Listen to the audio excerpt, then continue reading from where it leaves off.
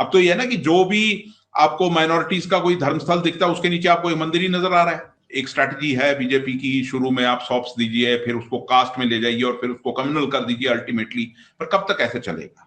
यहाँ पर एक बड़ा सवाल ये उठता है कि यूपी में जिस तरह से अब गिरावट आई है बीजेपी के वोट बैंक में, इसी तरह की कुछ तस्वीर अगर उत्तराखंड में होती है और मुस्लिम आबादी की एक बड़ी संख्या चिंता का विषय बीजेपी के लिए बनी हुई है, तो क्या आपको लगता है कि अब उत्तराखंड में भी बीजेपी की वापसी आगे मुमकिन नहीं हो पाएगी?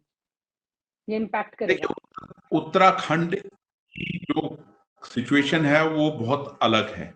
पहली चीज आप ये समझिए कि उत्तराखंड जो है ये एक मतलब आप कह लीजिए right wing Hindu Hindu forces जो है उनके लिए एक ड्रीम स्टेट है, अपर कास्ट हिंदू स्टेट। ये तो मतलब आप ये कह लीजिए कि कुछ एरिया जो है तराई का या हरिद्वार का, कुछ पार्ट्स देहरादून के, जहां पर मुस्लिम पॉपुलेशन आपको, उधम सिंह नगर में जहां आपको मुस्लिम पॉपुलेशन मतलब सब्सटैंशियल है। पहाड़ों में वहां मुस्लिम पॉपुलेशन इतनी नहीं है, और जो जेन्युइन वहां के जो ओरिजिनल पहाड़ के रहने वाले मुस्लिम्स हैं वो बहुत ही पीस लविंग लोग हैं। उन्होंने कभी भी कोई मतलब ऐसी कोई बात हुई ही नहीं है जिसको लेकर ये पूरा बवाल मचा हुआ है वहां पर वहां पर भी एक चीज है कि बीजेपी के पास दिखाने के लिए कुछ नहीं है, अचीवमेंट के तौर पे क्या दिखाने के लिए। तो आपने वो कम्युनल पोलराइजेशन जो है वो इख्तियार की हुई है वहां पर। और मजे की बात देखिए, उत्तराखंड के सामने चैलेंजेस बहुत हैं। वहां भी सबसे बड़ा चैलेंज जो है एम्प्लॉयमेंट, हिल डिस्ट्रिक्ट्स के अंदर डेवलपमेंट, एनवायरमेंटल इश्यूज। तो इन तमाम चीज, और अग्निवीर सबसे बड़ा इशू जो वहां का है। हम सब जानते हैं कि उत्तराखंड से बहुत बड़ी मात्रा में लोग जो हैं वो फौज में जाते हैं। इन सब जो रिजेंटमेंट है उसको कर्टेल करने के लिए वहां सिर्फ और सिर्फ फिलहाल एक ही मतलब जो फॉर्मूला अपनाया जा रहा है वो है ये हार्ड लाइन हिंदुत्व का, और अग्रेसिव, बिल्कुल अग्रेसिव जाकर चीजों पे, और बिल्कुल तमाम तरह की वहां तो वो चीजें हो रही हैं जिनकी कभी उम्मीद भी नहीं थी। थूक जिहाद, लव जिहाद, मजार जिहाद, जंगल जिहाद, पता नहीं क्या क्या मतलब टर्मिनोलॉजीज ये लोग निकाल कर ला रहे हैं वहां पर। और उत्तराखंड को एक बिल्कुल, और बात यह है कि उत्तराखंड अपने आप में तो चलिए, वहां की जो आप कह रहे हैं बात वो तो है ही कि वहां पर अपनी पावर कब तक ये रख पाते हैं एक कम्युनल प्लेटफॉर्म पे, वो एक चीज है। पर एक और गेम प्लान है, वो ये है कि उत्तराखंड के थ्रू देश के बाकी हिस्सों को मैसेज देना। तो ये अपनी अचीवमेंट भी इस तरीके की गिनाते हैं कि हमने इतनी मज़ारें वहां पर डिमोलिश कर दी, इतना ये डिमोलिश कर दिया, इतना वो डिमोलिश कर दिया। और कितने केसेस जो हैं वहां पर मुंह के बल गिर रहे हैं। होता क्या है कि कहीं पे एलिगेशन लगाकर बिल्कुल चीज को एकदम उठाया जाता है, मुद्दे को पूरी हवा दी जाती है, और कुछ महीने बाद पता लगता है वो केस जो है कोर्ट में बिल्कुल फ्लैट पड़ गया है, बिल्कुल मुंह के बल गिरा है। तब उस बारे में ना तो कोई प्राइम टाइम डिबेट होता है, ना कोई स्टेटमेंट आती है, कुछ नहीं होता है। तब कोई नया इशू ढूंढा जाता है। तो उत्तराखंड एक तरह से नई लेबोरेटरी बनाकर इन्होंने अपना जो हिंदुत्व की फोर्सेज हैं अपना काम वहां पर कर रही हैं। और दुख की बात यह है कि सरकार बिल्कुल चुपचाप बैठी हुई है। हम सब जानते हैं किस तरीके से वहां धर्म संसद हुए, और जो लेटेस्ट वीडियोस भी वहां पर आ रहे हैं किस तरीके से हिंदुत्व के नेता जाकर सरेआम, मैं कहूंगा एक गुंडागर्दी करते नजर आ रहे हैं अलग अलग जगह पे। वहां पर भी केदारनाथ का चुनाव है, वहां पर देखिए किस तरीके से कम्युनल पैशंस को फ्लेयर अप करने की पूरी मतलब कोशिश की जा रही है। तो ये तमाम चीजें जो है उत्तराखंड की दो जो है ना, दो स्ट्रीम्स हैं। एक तो है कि उत्तराखंड में अपनी पावर को बनाए रखना, उसकी कोशिश है हिंदुत्व के जरिए, और दूसरा उत्तराखंड को एक मॉडल की तरह बाकी स्टेट्स में पेश करना कि हाँ हमने वहां पर हिंदुत्व के प्लेटफॉर्म पे क्या कुछ अचीव किया है। जबकि अचीव क्या करना, कोर्ट्स में केस फ्लैट पड़ रहे हैं, लोगों में एक तरह का डर फैला हुआ है वहां पर, और वही फिर लार्जर पिक्चर वही है कि अपने फेलियर्स को कैमोफ्लेज करने की कोशिश वहां पर भी हो रही है। जी सर, एक अब ये परिस्थिति आपने बिल्कुल ठीक बताई है, लेकिन एक अब अगर मैं दूसरी तरफ आपके ध्यान को ले जाना चाहूँ और कुछ और सवाल इस पे मैं करना चाहती हूँ। जैसे कि अगर हम बात कर रहे हैं दिल्ली के वापस से रिटेन करने की, मतलब बीजेपी के इन बड़े नेताओं की एक बार फिर से अपना दमखम दिखाने की कोशिश वो कर रहे हैं, भले ही हरियाणा हो, महाराष्ट्र हो, लेकिन झारखंड की बात करें, इनमें इनकी परिस्थितियां बेहतर हो भी जाती हैं, तो भी ये लोकसभा को क्या कवर कर पाएंगे, उस डैमेज को कवर कर पाएंगे? पहला सवाल। दूसरा ये कि योगी आदित्यनाथ को सबसे बड़ी वजह माना जा रहा है इस बात को लेकर कि उन्होंने लोकसभा चुनाव में मोदी और अमित शाह को बहुत बड़ा झटका दिया है, और ये चर्चाएं पीएम मोदी ने अपनी मीटिंग में की है कि हमें सबसे ज्यादा तकलीफ उत्तर प्रदेश से मिली है, इस बार लोकसभा चुनाव में। इसका डैमेज कवर नहीं हो पाया। अगर वो नहीं होता तो सब ठीक हो जाता, जैसे कि मोदी जी तो 400 पार की बात कर ही रहे थे संसद में। तो उन्होंने इस बात का ज़िक्र क्लियरली योगी पर डाला है।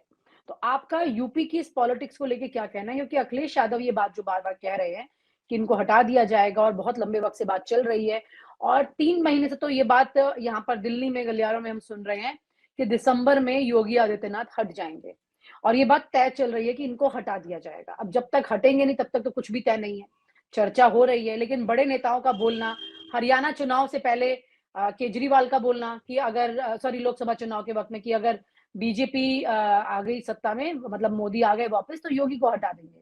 तो उसी सिचुएशन के बाद में यूपी में सीटें भी कम हो गई। तो एक लंबा-चौड़ा सीक्वेंस इसके ऊपर चला है। अब जो है योगी की कुर्सी जो है वो फ़ोकस में आ चुकी है कि योगी का कद खत्म किया जाए या कम किया जाए ताकि यहाँ पर अमित शाह और मोदी जो है वो अपनी चीज़ों को बैलेंस कर सके। क्या वो योगी को विभीषण के तौर पे देख रहे हैं पूरी तरह? देखिए, वो कैसा देख रहे हैं ये तो हम नहीं कह सकते इस समय। और खास तौर पे जो आपने बात की कि जो आपने सीक्वेंस बताई है वहां पर योगी को लेकर, चाहे केजरीवाल की बात हो, अखिलेश यादव की बात हो, देखिए वो जैसा मैंने पहले कहा वो ऑपोजिशन की अपनी स्ट्रैटेजी पोस्टरिंग वो एक चीज है। पर एक चीज आप मुझे बताइए कि योगी जो है ऑफ लेट, जहां मोदी की पॉपुलैरिटी बिल्कुल डिक्लाइन हुई है हिंदुत्व के जो खेमे में, वहां योगी नए पोस्टर बॉय हैं इस समय तो हिंदुत्व के, उसको तो आप डिक्लाइन नहीं कर सकते, जो कभी मोदी हुआ करते थे 2002 के बाद। तो अब उनको अगर आप हटाएंगे तो कहां लेके जाएंगे आप? बड़ा सवाल ये ऑर्गेनाइजेशन भी आ में रहा है भी। ना सर, हाँ, एक तरफ तो वो पोस्टर बॉय हैं जैसा आपने कहा आरएसएस की तरफ से, दूसरी तरफ इनके ही राडार पर सबसे ज्यादा बड़ी तस्वीर पे बैठे हैं जहां वो तलवार चलाना चाहते हैं। अगर उनको हाँ, वो हटाते हैं, सीएम अगर हटाते हैं वहां से, तो उनको कहां लेके जाएंगे, कहां अकोमोडेट करेंगे? ऑर्गेनाइजेशन में तो इससे ज्यादा पावरफुल रहेंगे, वो डिक्टेट कर सकते हैं अपनी टर्म्स अगर जो ऑर्गेनाइजेशन में रहते हैं। और अगर ये कहीं कंफ्लिक्ट ज्यादा बढ़ जाता है तो फिर ऐसा नहीं है ना कि दूसरा खेमा भी चुप बैठने वालों में से है। पावर जो है एक ऐसी चीज होती है जिसको कोई छोड़ना नहीं चाहता जल्दी। तो देखिए, एक चीज और जो है वो ये है कि जब आप हर पॉलिटिक्स का, हर चीज की एक शेल्फ लाइफ होती है। कम्युनल पॉलिटिक्स हमेशा तो नहीं चलने वाली। कहीं ना कहीं ये हिंदुत्व की पॉलिटिक्स ये भी डिक्लाइन पे नजर आ रही है जब रियल इश्यूज सामने आएंगे। हाँ ठीक है, आप इसको मतलब एन एक स्ट्रैटेजी है बीजेपी की, शुरू में आप सॉफ्ट दीजिए, फिर उसको कास्ट में ले जाइए और फिर उसको कम्युनल कर दीजिए अल्टीमेटली। पर कब तक ऐसे चलेगा? अल्टीमेटली आपको डिलीवर तो लोगों को करना पड़ेगा ना, कुछ तो डिलीवरी आपको देनी पड़ेगी रियल इश्यूज पे। अगर वो नहीं है तो फिर तो ये हर चीज की शेल्फ लाइफ है ये भी खत्म होगी। और फिर आप जो बात कह रही हैं कि ये कन्फ्लिक्ट जो है विद इन द बीजेपी, ये बात वो है कि कोई भी रहे कोई भी जाए, डैमेज किसको हो रहा है? संघ आरएसएस की जो आइडियोलॉजी है, हिंदुत्व की आइडियोलॉजी है, उसको कितना डैमेज हो रहा है इस सब झगड़े से? वो भी तो कहीं ना कहीं एक फैक्टर है ना, आरएसएस उसको भी देखेगा। और फिर दूसरी चीज, ये जो आप गुजरात लॉबी की बात कर रहे हैं, देखिए ये ऐसा है कि जब तक चीजें होता है ना कि जब तक एक ढक्कन रहे किसी उबलती हुई चीज में, खौलती हुई चीज में, तब तक सब कुछ चलता है। ढक्कन जब उठ जाता है ना तो बहुत चीजें बाहर आती हैं। तो ये अभी मैटर ऑफ टाइम है, आप थोड़ा वेट कीजिए। ये चुनाव है, उसके बाद झारखंड का हो चुका, महाराष्ट्र का चुनाव है, फिर दिल्ली का चुनाव है, और फिर सबसे बड़ा बिहार उसके बाद जो आ रहा है। तब ये चीजें आपको धीरे धीरे परतें खुलती नजर आएंगी। बहुत कुछ अभी बिल्कुल रिजर्व पड़ा हुआ है, बहुत कुछ अभी देखने को मिलेगा। और ये हिंदुत्व की पॉलिटिक्स जो है, इसकी भी कोई अमर थोड़ी ना है ये पॉलिटिक्स, एक शेल्फ लाइफ है इसकी भी, कब तक रहेगी और कैसे उसको आप मेकअप करेंगे वो भी एक फैक्टर रहेगा। बड़ा सवाल ये कि अयोध्या नहीं जीते, उत्तर प्रदेश में इतनी सारी सीटें हार गए, लेकिन उसके बाद भी बीजेपी हिंदुत्व वाले एजेंडे को लेकर के बहुत ज्यादा शार्प है। अभी ये कौन सा कॉन्फिडेंस है जो इन्हें अभी भी हिंदुत्व के एजेंडे पर ले जाके खड़ा कर रहा है? या तो कॉन्फिडेंस कह लीजिए या इनका लास्ट रिजॉर्ट कह लीजिए, किसके अलावा कोई चारा नहीं है। या तो आप इसे कॉन्फिडेंस कह लीजिए, यहाँ आप ये इतने कॉन्फिडेंट हैं कि इतनी नफरत परोसी जा चुकी है कि ये फिलहाल तो डिविडेंड्स देगी। या तो ये कॉन्फिडेंस है, या फिर इनका अपना जो कह लीजिए कि एक और कोई चारा नहीं है इनके पास। अयोध्या की आपने बात की, ठीक है, अयोध्या से तो चीजें बहुत आगे चली गई है ना अभी। देखिए अयोध्या तो सिर्फ एक राम मंदिर तक था, और हम सबको ये भी पता था कि जिस दिन वो मंदिर बन गया वो मुद्दा खत्म है, बनना था बन गया, बना लिया आपने, जैसे कैसे करके आपने बना लिया, उसमें कोर्ट्स की भूमिका रही, जो चीजें रही वो हो गया। अब उस हेट को आप आगे कैसे लेके गए हैं वो भी तो देखिए, आप कितनी आगे चीजें आगे कितनी जा चुकी हैं। अब तो ये है ना कि जो भी आपको माइनॉरिटीज का कोई धर्मस्थल दिखता है उसके नीचे आपको एक मंदिर ही नजर आ रहा है जी। कोशिश तो यही हो रही है। तो ये पॉलिटिक्स जो है, मतलब बार बार मुझे याद आता है वीपी सिंह एक बार ये लिबरान कमीशन की साइडलाइंस पे उन्होंने मुझे एक बात कही थी उस समय। उन्होंने कहा था कि राम जो है बीजेपी उन्हें अपना इलेक्शन एजेंट की तरह ट्रीट करती है, कि जब भी इलेक्शन आता है तो उनका नाम लिया जाता है। तो अब तो उससे बहुत आगे चीजें चली गई हैं। राम मंदिर तो एक छोटी चीज रहेगी, अब तो आप देखिए देश के हर कोने में छोटी सी बात पर सिर्फ बवाल खड़ा करना है, बाकी काम आपका एक एम्बेडेड मीडिया करेगा, आपके जो व्हाट्सएप ग्रुप्स पे बैठे लोग हैं नफरत फैलाने वाले वो करेंगे, और झूठ पे झूठ परोसा जा रहा है। मतलब ये है, इशू ये है कि आप डिलीवर कुछ नहीं कर रहे। इस समय आप देखिए ना, इकोनॉमी की हालत देखिए, आप किसान की हालत देखिए, जवान की हालत देखिए, आप ये यूथ की हालत देखिए, इन्फ्लेशन देखिए आप, और तो और आप एयर क्वालिटी देखिए। आप दिल्ली बैठी हैं, कभी बात हुई इन मुद्दों पर? कुछ कंसर्न है किसी को? कोई कंसर्न नहीं है। कंसर्न यही है, बटेंगे कटेंगे इकट्ठे रहेंगे तो बचेंगे, ये सब यही, मतलब वही राग अलापा जा रहा है। हाँ, एक राग की लेंथ होती है, कब तक गाएंगे? कुछ समय बाद तो पॉज लेना ही है। ये अब लोगों पे भी है कि भाई लोग रियल इश्यूज को किनारे छोड़कर बह जाते हैं इस पूरे इमोटिव इश्यूज में, वो एक और चीज है। और रोज नई नई चीजें मतलब इजाद की जा रही हैं। वो देखिए वो एक चल रहा है, एक प्रोसेस है, ये अपनी कोशिश कर रहे हैं, लोग उसमें बह रहे हैं, और जो सेन वॉइसेस हैं वो बहुत कम हो चुकी हैं इस समय, वो एक और फैक्टर है। पर हाँ, हमेशा ऐसा नहीं रहेगा। जिस चीज का उछाल आता है वो जितनी तेजी से उछलती है उतनी गिरती भी है। जी, तो कुल मिलाकर के अभी जो परिस्थितियां हैं वो बहुत ज्यादा एक खतरे की तरफ जरूर इशारा कर रही हैं कि अपने वोट बैंक की लड़ाई के चक्कर में इस देश में कुछ जगहों पर कुछ वक्त से हम देख भी रहे हैं कैसे लगातार अनरेस्ट हो रहा है। कभी किसी के घर पे कोई झंडा लगाने के लिए चढ़ जाता है, उसकी वजह से गोली चल जाती है, दंगे हो जाते हैं। बहराइच वाली तस्वीर हमने देखी थी। और फिर कुछ पुलिस वाले अपने आप को वहां पे हीरो बन के दिखाते हुए दिखाई देते हैं, लेकिन ऐसा कुछ उससे शांति नहीं करा पाते हैं। मामला कहाँ का कहाँ पहुंच जाता है। इस तरह की खिचड़ियां पकड़ी हैं जो आम आदमी के लिए सबसे ज्यादा खतरनाक है।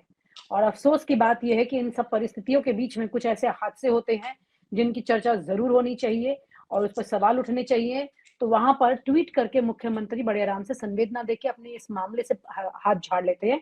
जो घटना झांसी में हुई, छोटे बच्चों के शव को जिस तरह से बाहर निकाला गया, बिल्कुल हृदय विदारक दृश्य है ये। इस तरह की परिस्थितियां होनी नहीं चाहिए। इससे पहले भी अस्पताल में छोटे बच्चों की कई बच्चों की मौत हुई थी, वो भी आपको याद होगा जब योगी मुख्यमंत्री बने थे उसके बाद की बात है। तो इस तरह की घटनाएं होना और फिर वहां पर उप मुख्यमंत्री को भेज देना, हेल्थ मिनिस्टर है वो, तो वो वहां जाके देखेंगे और चूना डाल के वहां साफ सफाई करके उनके आने का इंतजार होता है। तो हमारा देश एक ऐसी व्यवस्था का गुलाम हो रहा है जो उसके लिए कुछ भी सर्व करने वाली नहीं है। कम से कम वो सिर्फ उसका इस्तेमाल करने वाली है और उसको उसका नुकसान पहुंचने वाला है। पार्टी को इसका एब्सोल्यूट फायदा होगा और उसी वजह से चीजें चल रही हैं। चाहे कोई भी पार्टी हो, इस तरह की चीजों की वजह से आम जन की ही परेशानियां होंगी। बहुत बहुत शुक्रिया सर। सीरियस थॉट है, सीरियस टॉपिक है। जो बातें आपने कही हैं, उम्मीद करती हूँ जो लोग देख रहे हैं वो इस बात को गंभीरता से समझेंगे और अपने विचार भी हमारे साथ कमेंट बॉक्स में शेयर करेंगे। Thank you so much sir. और आप हमसे जुड़े रहने के लिए सब्सक्राइब करें YouTube पर, फॉलो करें Twitter पर और लाइक करें Facebook पर। और ज्यादा जानकारी के लिए आपको टाइप करना होगा सिर्फ न्यूज नशा।